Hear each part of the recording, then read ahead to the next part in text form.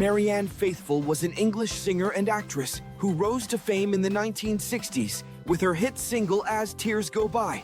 She became a leading female artist of the British invasion and was closely associated with the Rolling Stones, particularly through her high-profile relationship with Mick Jagger. Her career initially thrived with albums like Marianne Faithfull, but by the 1970s, she struggled with heroin addiction, homelessness, and health issues, which drastically changed her voice.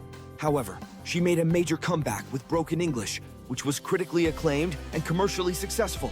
She continued releasing albums through the 1980s and 1990s, exploring rock, jazz, blues, and theatrical music, including collaborations with artists like Roger Waters.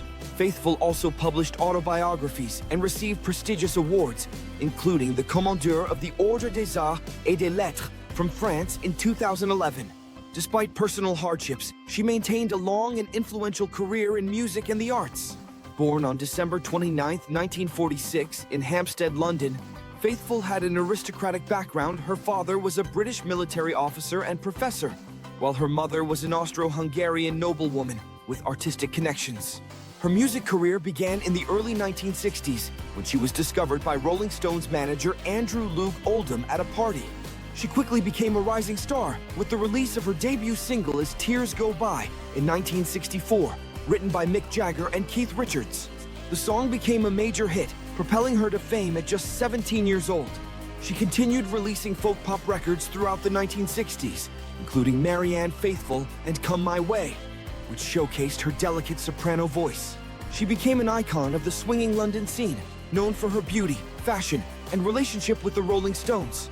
Faithfull became romantically involved with Mick Jagger in 1966, and their relationship lasted until 1970. She was closely linked to the Stones' music and countercultural lifestyle, inspiring songs like Wild Horses and Sister Morphine. However, as her fame grew, so did her struggles with drug addiction.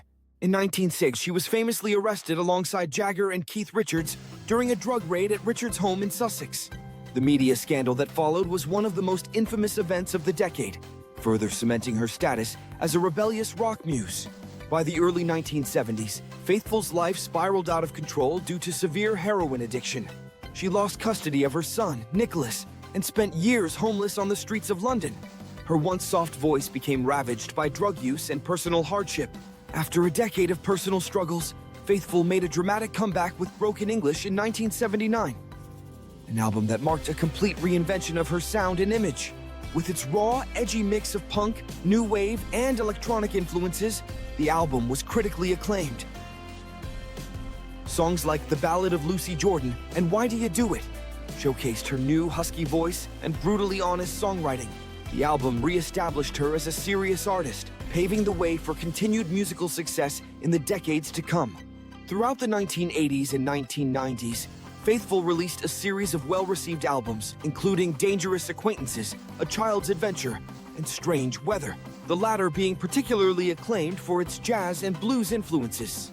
During this time, she also collaborated with major artists like Roger Waters, The Wall, Live in Berlin, Metallica, The Memory Remains, and Nick Cave, showcasing her artistic versatility and ability to evolve with different musical styles. Beyond music, Faithfull found success as an actress, starring in films such as Girl on a Motorcycle and Irina Palm, as well as various stage productions. She also shared her extraordinary life story through 2 autobiographies, Faithfull, an autobiography, and Memories, Dreams and Reflections, offering an intimate look at her struggles, triumphs, and survival through decades of personal and artistic reinvention. Despite battling serious health issues, including hepatitis C and breast cancer, Faithfull continued performing and recording music. In 2011, she was honored with the Commandeur of the Ordre des Arts et des Lettres by the French government for her contributions to culture.